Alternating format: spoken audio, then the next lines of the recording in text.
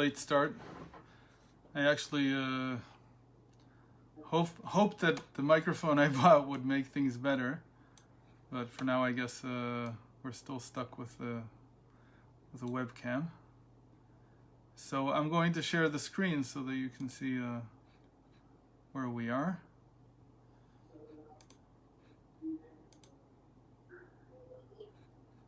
Okay. So I hope everybody can see the screen. We're up to the third stage of conscious determination. And what we've been talking about, if you recall, is that the first two stages are faith and the second one is will.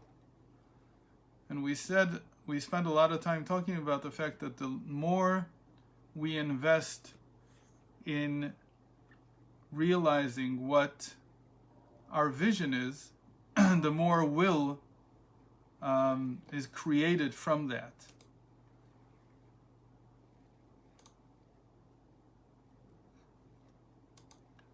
And the key to all of this is natural flow. Meaning, we've already seen this once, we'll see this again now. We said that the will is a byproduct of the vision being clearly defined. That the better the vision is defined, O appears as will. That's a very key statement. Because we mentioned this a few times, that when it comes to changing reality, we don't want to find ourselves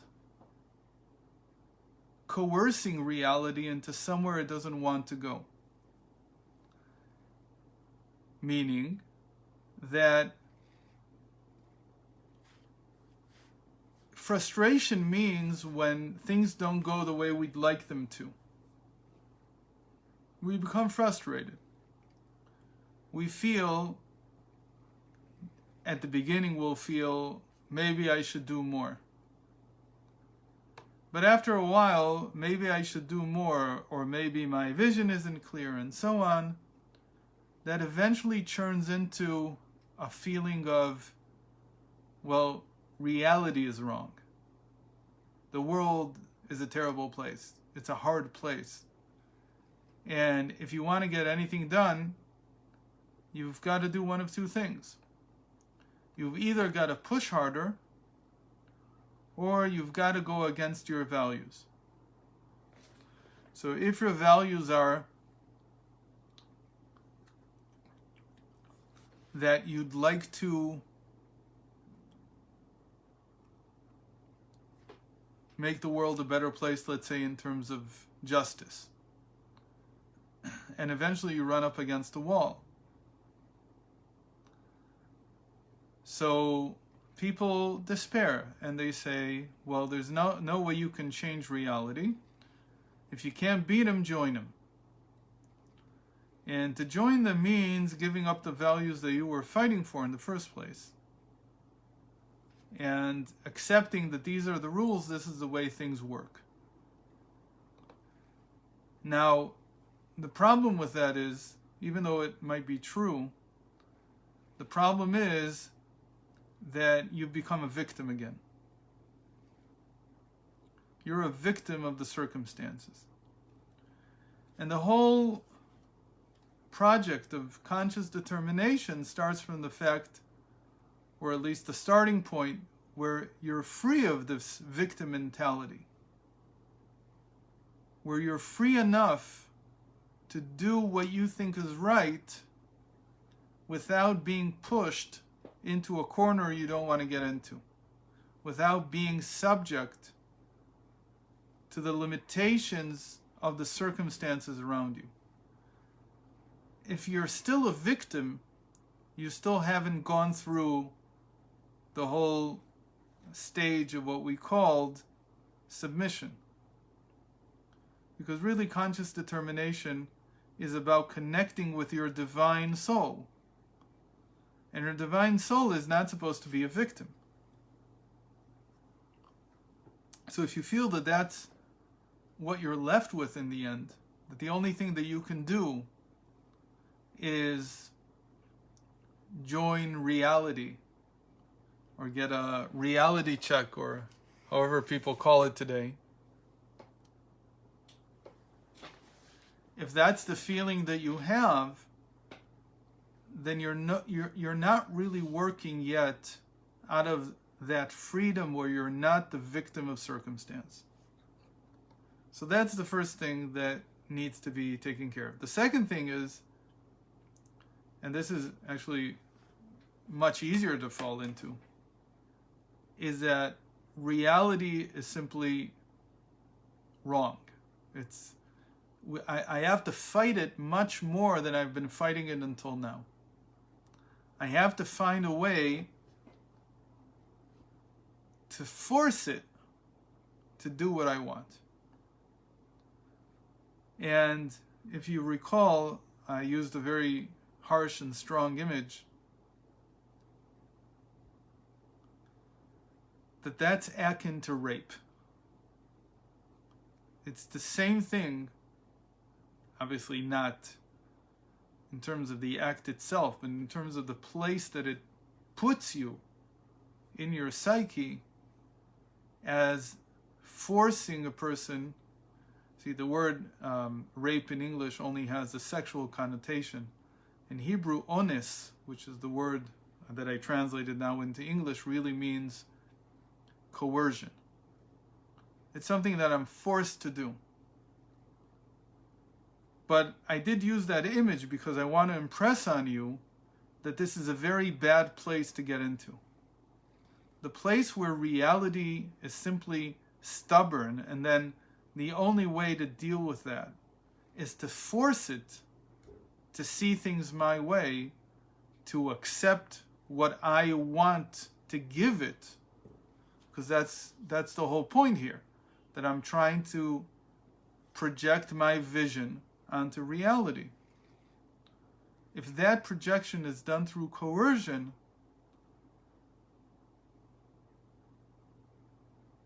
that's the worst place that I can do things from. It has to naturally flow, meaning reality has to agree to my vision. It has to want it just as much as I do. And we started out with the fact that reality really is good inherently. And if there is something lacking from my being able, or some kind of hindrance not allowing me to reveal that goodness, then the most I can do is figure out, maybe my vision is not clear yet. Maybe it hasn't matured enough to become willpower, to flow naturally into willpower. And then the third stage, and this is the stage we've come to now, is that sometimes there are problems that need to be solved. Okay? Sometimes there are issues that need a rational, thoughtful solution.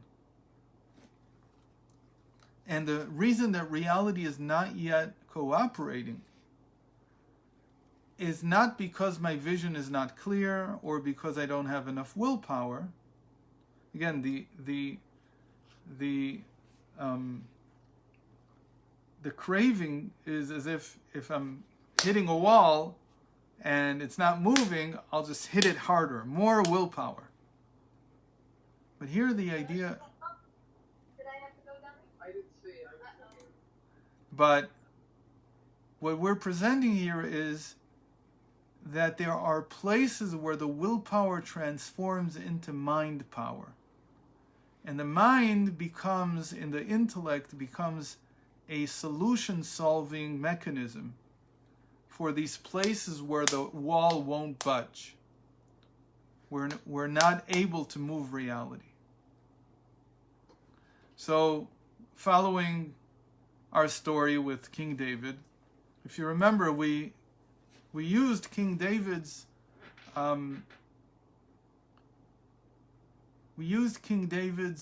model of, or example of building the temple as a sort of a way to understand all of this, as a very practical metaphor or allegory for understanding these four stages. It's interesting. In Hasidus, we usually go backwards. We sort of have the intellectual framework, and then we try to find an example of that in the Tanakh. It's kind of going backwards, because normally what you're supposed to do is you're supposed to meditate on what did you just read in Tanakh. Here we have this whole thing, which is coming from truly what I would call a abstract analysis of how this all works. And then you can find numerous examples of where this happened. And after we finish with David, we'll go to Yosef, because he's another beautiful example of somebody's conscious determination changing reality. So for King David, from the moment that he matured, his picture of his future, of the Jewish people's future, was centered on the building of the temple. And he spent a long time with a vision. Like we said, he perfected the vision with the prophet in his time. The one who had anointed him was Shmuel, Samuel.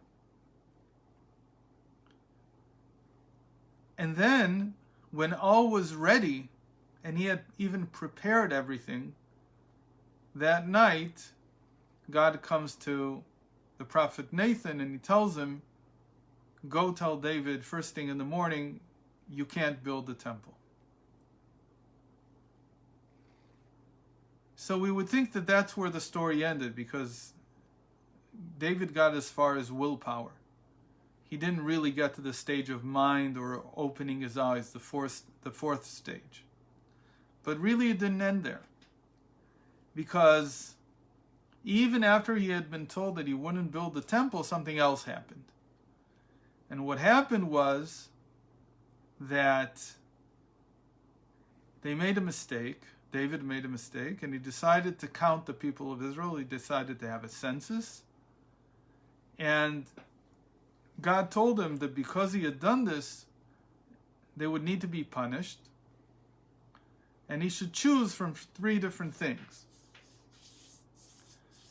And the result of this choice was that David saw in a vision, another vision, but not exactly his vision, not the vision he was looking for.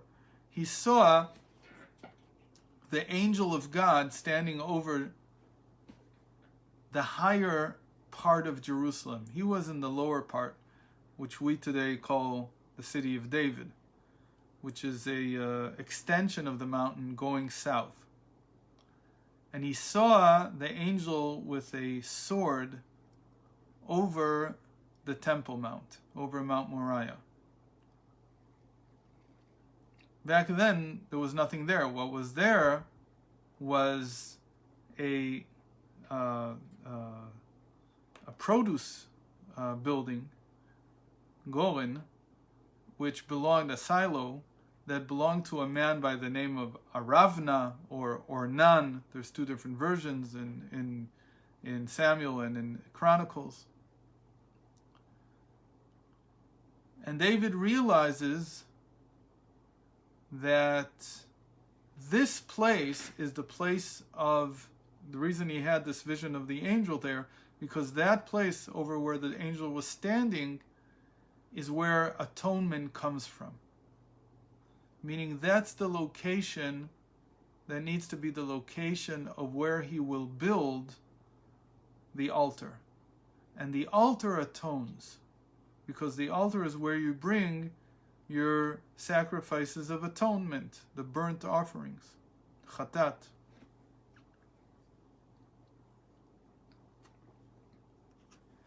So David realizes that he's been given a chance to do something about the temple, even though he's not allowed to build the complete building. And what does he do? He excavates on that site the foundation of the altar. The altar has peculiar characteristic or feature that there need to be two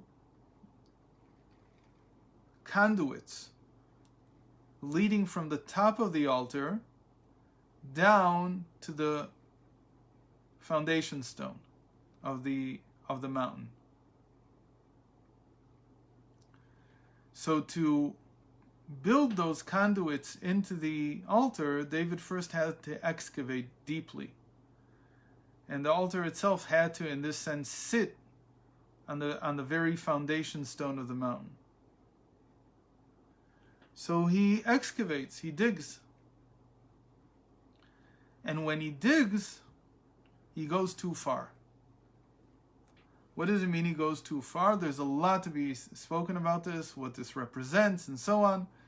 But the literal simple meaning is that the workers just went too far, and they hit the aquifer of water that sits underneath the Temple Mount.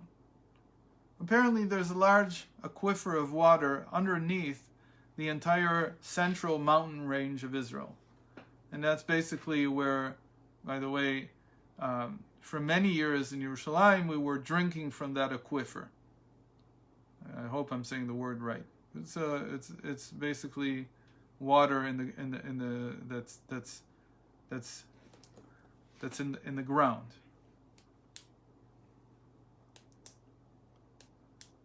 And when he hit that aquifer, the water came surging up. There was so much water there, it's a very big aquifer, that the description in the Talmud is that they were drowning. They were literally drowning in water. And they felt like, this was especially dangerous for the places that were lower. Like, for instance, the city of David, which is lower than the Temple Mount.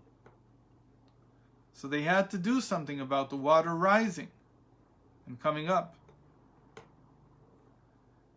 What did David do? At that time, they asked around, is there a way to cause the water to come down, to go back to where it came from? And Achitophel, he was the one who had this idea. I realize there's a little bit of a chronological problem with this statement, but this is how the Talmud says it.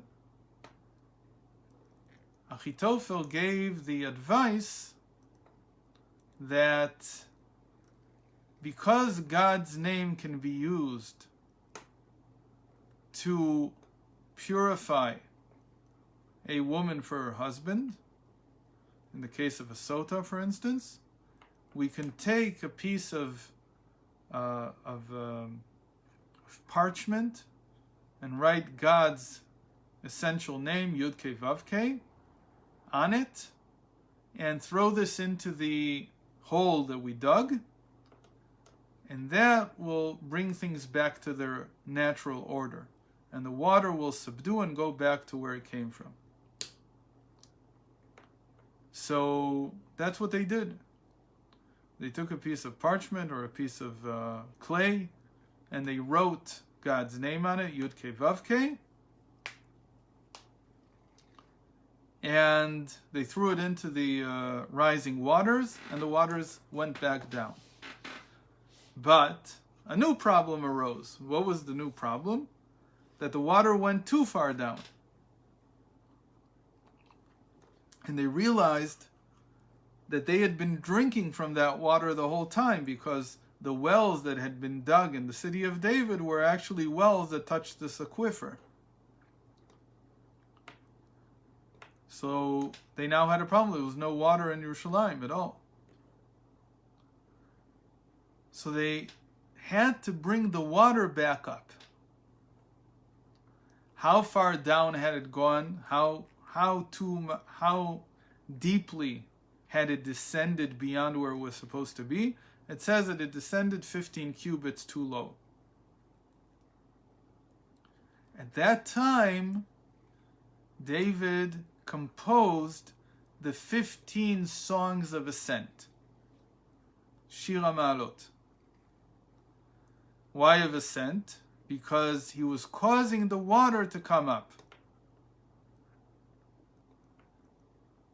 Why are there 15 of them? This relates to what we just talked about. That these 15, the Yud-K of God's name, Yud-K is equal to 15, the first two letters of God's essential name, represents the intellectual faculties, wisdom and understanding. So these 15 were an expression of David's intellectual problem-solving capability, which began with the idea of casting God's name into the waters to subdue them, and ended with 15 songs of ascent, all related to God, of course. And if you look at them, a lot of them also have to do with building, with construction. It's not all physical construction. Some of it is construction of a family, a construction of a person's life. But you see from their context that they're all very much related. If you would have asked, if you wouldn't have known the story from the Talmud, and you would have asked, when did David compose these 15 songs of ascent?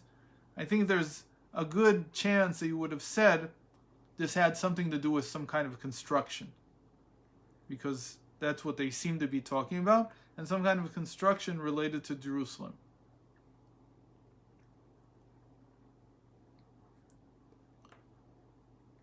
This was an example of David using his mind to solve the problem of reality. Because what was he doing again? He was constructing the altar.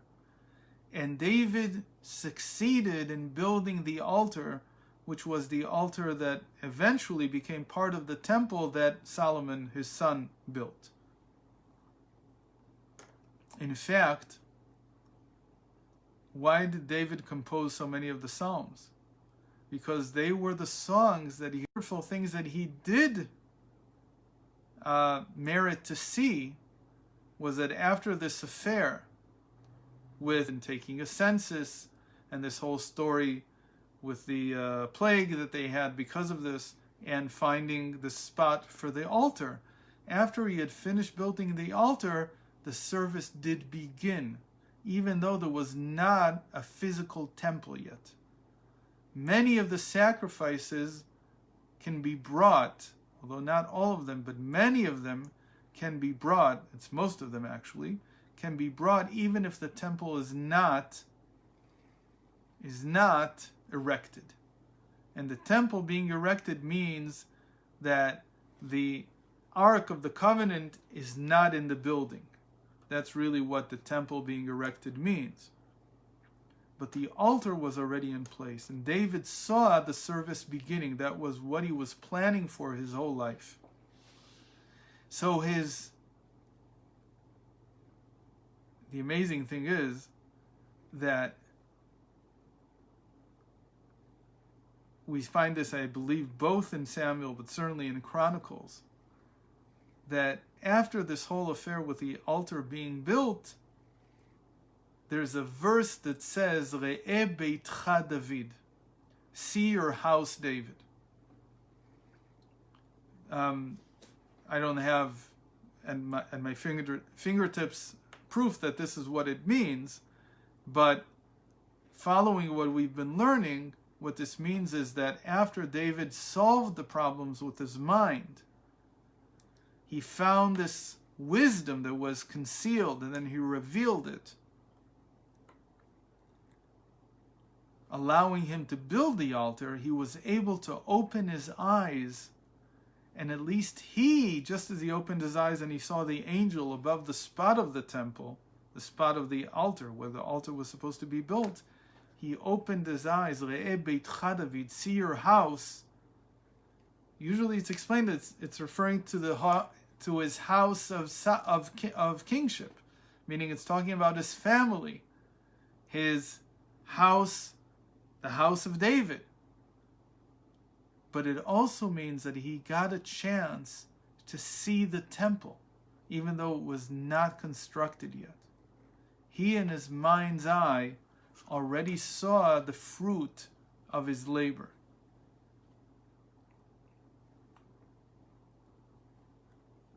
He opened his eyes. That's the fourth stage. So what I want to do now is read what's written here about the mind stage, the third stage, with this in mind of David composing. Here it's a composition, it's a liturgy.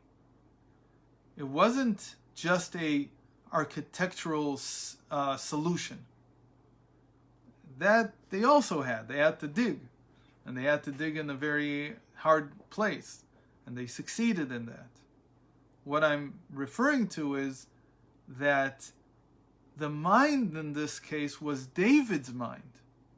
And David's mind as a poet, that was his solution to the problem. So this is very important, because usually when you think about an intellectual solution, we tend to go in the direction of this must be some kind of mathematical, something like, I don't know, like SpaceX. It's some kind of really engineering solution or something like that. That doesn't have to be the case. It all depends on what the person's personal, individual talents are. And David's talent wasn't engineering. His talent was poetry. His talent was music. So the solution, the way that the Talmud is describing this, came out in the form of poetry, in the form of psalms, these 15 songs of ascent. And this is true about each person. The stage of mind is very individual. Don't fall into the understanding that somehow it's generically an engineering type of solution, or maybe it's a political solution, or things like that. If I don't have political talents, God is not asking me to create them something from nothing. What he is asking me to do in this process is to reveal those talents that have been hidden until now. And the process of fulfilling our vision, of enacting our mission in life, is a process of self-fulfillment. It's not fulfilling somebody else's mission. So whatever the solution is going to be, it has to come from what my personal talents are. Just as the vision was something very personal. And the willpower is certainly individual. In this case, when David opened his eyes, he certainly saw an individual picture of what the temple was, because the temple was not built yet. And that sort of gives us a hint as to what the redemption really means. The redemption is the sum total of all the visions of everybody together, of all the life missions of everybody together, and everybody gets to see the redemption in their own eyes. So we become, as we progress with this conscious determination process, the more you push forward with it, the more it becomes something personal, yet fitting for everybody. It fits in with what everybody else sees. We'll talk more about that when we get to the opening the eyes stage, the fourth stage. But let's read stage 3 here. Mind. It says, there's a verse in Eov, chapter 28, and wisdom will be found from nothingness. Wisdom, really you would translate this in English as wisdom emerges from nothingness. But the language is chokhmah me'ayin timatzeh. Timatzeh means to be found. And what we mean by to be found means that you have to search. And it's not just something that just emerges by itself. What are we talking about here? So we're talking about, we had a whole course on this called the senses of the 12 senses, or the 13 senses, and then we had 7 senses, or intelligences, multiple intelligences. Some of you may recall this. And there we talked about the talents that each of us has, which are concealed in our crown. The crown being the superconsciousness. And the superconsciousness is not just a connection with God in the sense of faith, and it's not just the source of our will, it also is the source of our talents, our abilities. What kind of abilities? So we called them intelligences. So like in David's case, his intelligence is linguistic. It's musical. It's not necessarily a spatial intelligence. He might not be the best architect. It's not necessarily a mathematical intelligence. It might not be an existential intelligence or a natural intelligence, an understanding of nature. But every person, as we explained in that course, that old course, every person is given these areas of intelligence that need to be revealed. You need to practice them in order to reveal them. So if you remember, we talked once about musical intelligence, and when we talked about that, we said that there's this famous statement that talent is, what's the word? Talent is 99% hard work and 1% innate. You have something innate to begin with, but that needs to be brought out. And that requires a lot of practice, actual work of doing. So fully developed will, when the will is fully developed, really will in Kabbalah is what we call the arich. We talked about this. The lower persona of the crown. And when that persona is fully developed in the person, it comes together with something called concealed wisdom. The wisdom of the will, or the wisdom of the crown, it's usually called. Mochastima. That is what is now going to be revealed in this third stage of the process. Again, the whole process is taking faith and turning it into confidence. Taking faith, envisioning it, and enacting it, making it into reality. So, within the will, which was the second stage, there's an element of concealed wisdom, concealed talents that need to come out as part of our fulfillment of our life's mission. So the beginning of the fulfillment was the faith. The faith begat willpower. The willpower, when it reveals itself fully, flows naturally into what we call this wisdom, this concealed wisdom. This concealed wisdom in Hasidic nomenclature is known as the power of mind, the power of thought, the power of the intellect. And again, like we said, intellect in the West means mathematical or maybe linguistic. But really there are at least 9 different types of intellect, 9 different types of intelligence.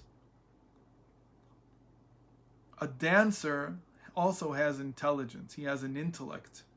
We call it a spatial intelligence.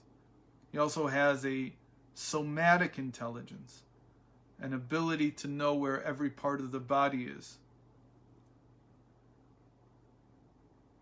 It's a beautiful example somebody told me.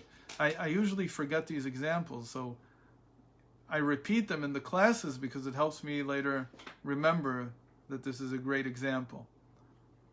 Somebody told me about one of the best choreographers who came to teach dance in some high school. And he took a group of guys, like 17 or 18-year-old, and he put them on a stage and he said, okay, dance. So that didn't work too well, obviously.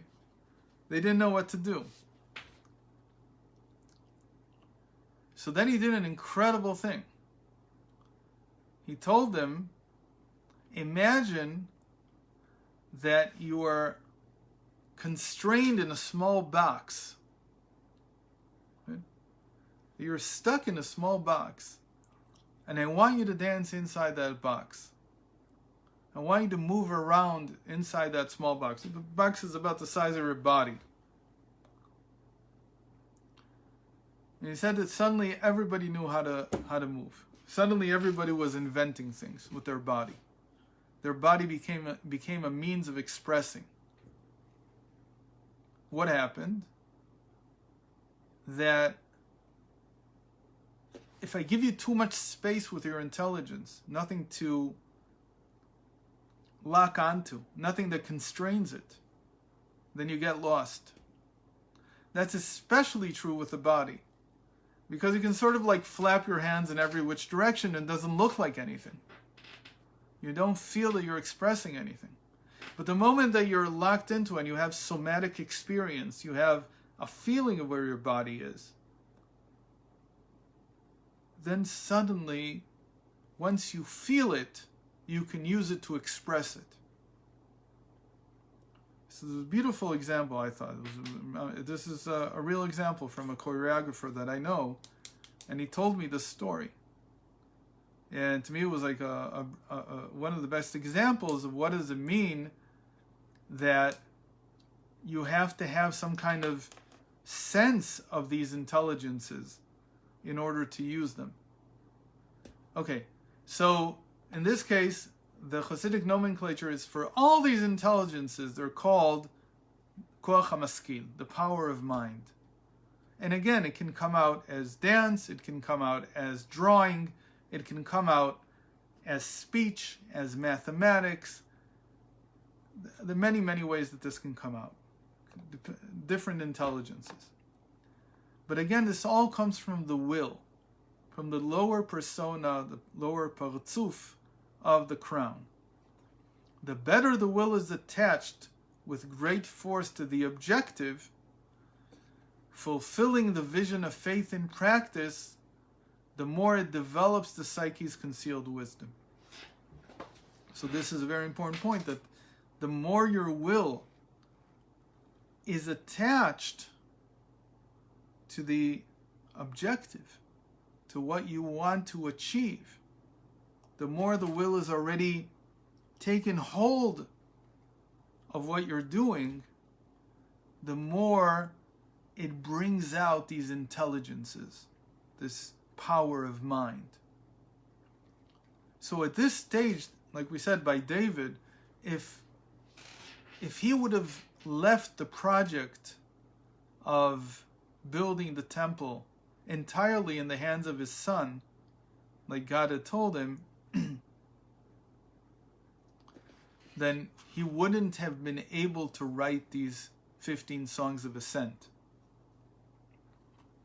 This would have been lost, because this concealed mind needs something to latch onto. And it latches on the moment that the will is attached to the actual actions, to the objectives. Once the objectives are being met, you're trying to do something, you've churned things into practice, not just into theory, that's when the concealed mind begins to reveal itself.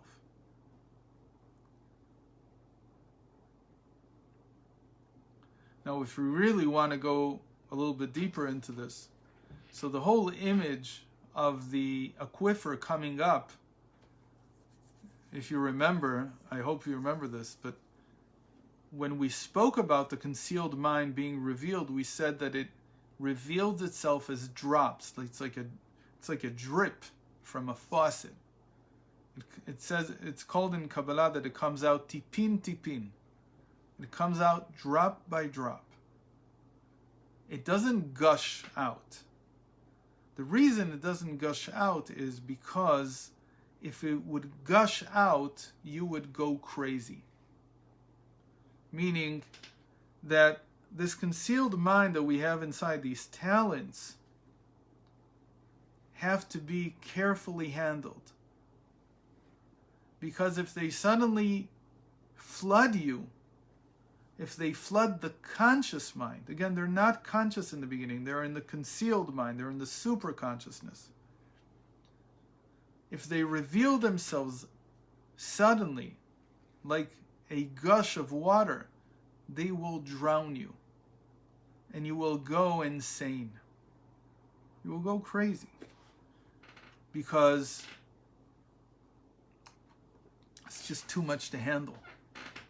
The conscious mind is limited. The concealed mind is unlimited. And the unlimited cannot be easily contained in that which has limits. So imagine, this is easy to imagine. Imagine if today, suddenly, because of some, who knows what event in your brain, or maybe you took some kind of hallucinogenic, whatever it is, and the barrier between the concealed mind and the conscious mind is suddenly broken, and the concealed mind comes rushing out. So let's say that your concealed mind has an intelligence of drawing. You would suddenly feel that the whole world is like a canvas that's being drawn and redrawn at every moment. You certainly wouldn't be able to draw yourself because you'd be overwhelmed. But your power of sight would be so intense that what you would feel is basically that all the colors in the world are blinding. Music will become colors. Speech becomes colors. Emotions becomes colors. Everything falls into the colors, the vision, because if that's what your talent is, and you break that barrier, that's what's going to come rushing into your consciousness. So this is exactly why people have had very bad experiences, overwhelming experiences with hallucinogenics, and it can drive you absolutely crazy. If the barrier is broken in such a way that the concealed mind can't be pushed back into its source, the feeling is one of drowning. The feeling is one of going mad. So if we look at this whole story about David excavating the conduits, the shitin of the altar, we can understand that at the parable level, that's what it's talking about. The whole story is talking about this concealed mind that David was trying to tap into. And so when he dug too deeply into the concealed mind, it came gushing out. It became like water that was going to drown him. Achitophel came and he plugged it somehow. But when he plugged it, the whole image of there not being water because now the aquifer was too low really means that David was, you would say, incapacitated. He had lost all his interest in life. And that's what usually today, if somebody has a bad experience with hallucinogenics and you give him anti-hallucinogenic drugs, the result is that unfortunately, usually the result is that their personality is crushed, and you sort of see a shadow of a person in front of you. And then it has to come up. You have to bring it back up. You have to reveal the personality again. Those were the 15 songs of ascent that David wrote, that were the beginning of his recuperation, the beginning of his ability to rededicate himself to writing psalms. So obviously this was not a hallucinogenic experience, because there's no mention of that. What it probably does refer to, though, is an event in David's life. I can also guess which event it was, but I don't want to get into that now, that caused him to lose interest. And to bring the interest back into his life, there were certain things that he did and were done for him, and eventually he regained his interest. Eventually he was able to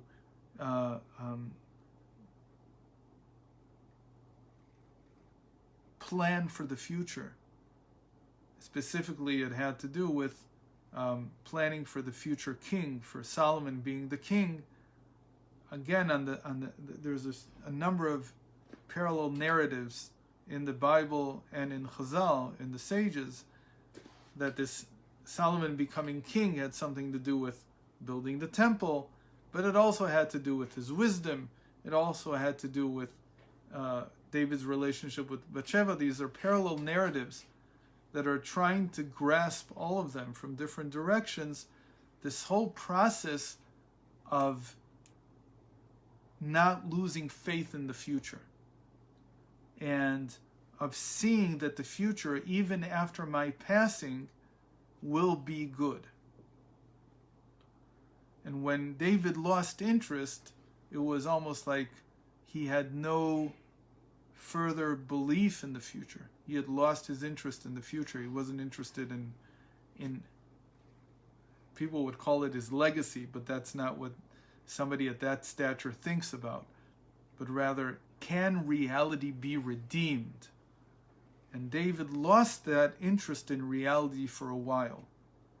This is documented in the first chapter of Kings 2, of Kings, if you want to read about it.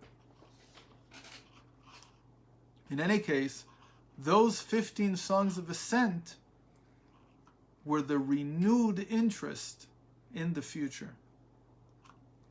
So this was his concealed wisdom coming out, again, drop by drop, not gushing forth and drowning him, or drowning everybody around him.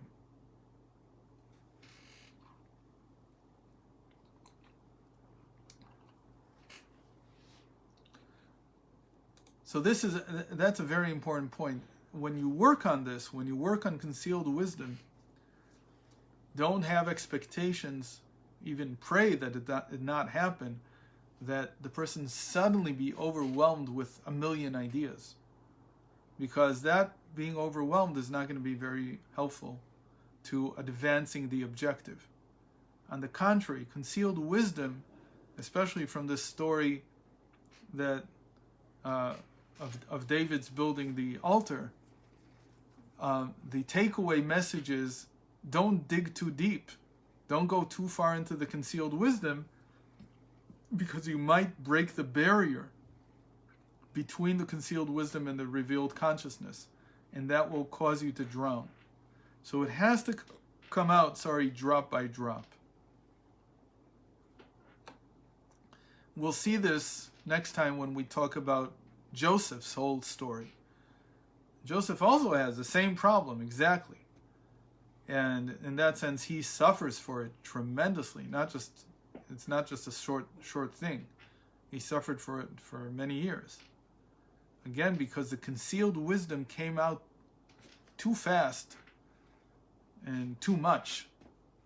And you have to be very careful about how you bring this out.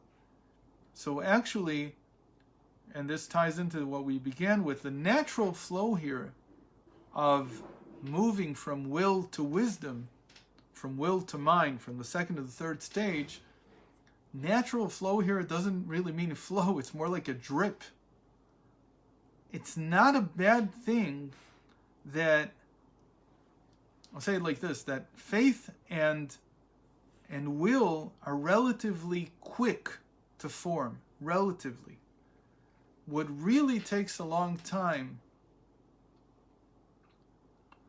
is this stage of mind. This really takes a long time. Really, will also takes a long time. But the natural flow here is just as important for you as it is for reality. It's like saying that if I try to drown reality with my solutions, I will do just that. I'll drown it. And I won't transform it into what I would like it to be according to my vision. And there is a tendency to do that because when you begin to work on something, the ideas come pouring in. And there has to be a lot of care to see that reality is actually drinking up what I'm watering it with. To use another analogy, it's the same thing as drip irrigation. It's not a good thing to drown plants in a lot of water. It's actually much, much better to give them drip irrigation. It also saves water, but that's entirely besides the point. The point is that you have to be sure that the ground, the reality, can soak in what you've given it. And if water, if ideas, if effort is being expended and left on the surface, not being soaked by the soil, then that means you're flooding reality. And you need to go back to a more drip by drip, drop by drop effort. And that's essential. It's the same thing with education, for instance. As a teacher, you're like the concealed wisdom of your students. They can't access their concealed wisdom yet. The whole purpose of education really has to be to teach a person to tap into their concealed wisdom. That's the real purpose of education, not to teach facts and figures, not to gather information. But you can use information, you can use a lot of the current techniques to teach how to tap into your concealed wisdom. But if you're just drowning your students with too much, and they haven't soaked it in, and they haven't learned that they have their own source of water, they have their own source of concealed mind, then the educational process is not working correctly. And you end up drowning them instead of, which I hope I'm not doing. I think over the past, I don't know, we've been together about 10 years, so I hope that you've seen that I've been going slower and slower as time goes by. And sort of a process, I haven't thought a lot about it until now, but I think that what's happening is that I'm realizing that there's no point in drowning anybody. There's a lot to know, there's a lot to explain, there's a lot of ideas here. But choosing the words carefully and slowly and giving time to think between sentence and sentence and to absorb might be much more important than getting the information out there. Hopefully, especially this course in Faith and Confidence is convincing you, maybe even more than the course in Multiple Intelligences, that this is essential to our lives. And again, every person has different areas of concealed wisdom. So it doesn't necessarily mean that the way that I've been presenting is the way that it's going to appear in your lives. There are people whose concealed wisdom is in horse riding. Okay, that's where it is. It's in being able to work with animals and command them. Horse riding, training tigers, whatever it is. These are all things that have to do with education. But they might not come out with students. Rav Steinsaltz, who's 30 shloshim was yesterday. He used to say this again and again, that if he had time, he would train cheetahs. And everybody laughed, and it just sounded offbeat, like really weird, like sometimes he'd have these strange thoughts. But when I heard it, it really talked to me, because I realized that was his challenge in education. Like, to teach people, to teach children was what he did. But when he was thinking about what would be the biggest test of my educational abilities, the biggest test of my ability to take my talent in teaching. By the way, once I remember this vividly. He told me, somebody once asked me, what am I? And he said, it took me like a minute to think about it. I guess it was the first time somebody asked him, yeah, are you a scholar? Are you this or that? What are you? And he said, I'm a teacher. So the ultimate, you could say, the extreme sports of education is training a cheetah. They're untrainable. They go really fast too. So for him, that was like the extreme of testing his abilities. That's the way he saw it. So that's a concealed wisdom. And when you put it, you apply it to a very extreme situation, you sort of bring out things that maybe you haven't been able to bring out until now. Okay, so I think we'll end here. And next time we'll finish reading this. It's not very long. I think it's another paragraph. And then we'll go into Joseph's story. And we'll see how all this played out in Joseph's life. Okay, so if there's any questions, now is the time. Anybody wants to can unmute themselves. I'm going to stop the screen sharing. I have a question. Sure. Like this concealed wisdom, is it something that people naturally gravitate during their life? Like things that they are drawn to, things that they love? Or is it like concealed until it comes out and you're part of this process? It's a chiddush kind of You said both sides. There are those things that we naturally gravitated to from the moment that we were born. But new situations can bring out talents that we didn't know we had. So you have to keep an open mind. You have to keep an open mind that you might have something that you haven't tapped into yet. But the best bet is to work with those things that you already know that you have, and to work on them to bring out the concealed wisdom in them. Because concealed wisdom would be like saying that, let's say I'm a master of, I have a craft that I already know, but the concealed wisdom would be like the secrets of that craft.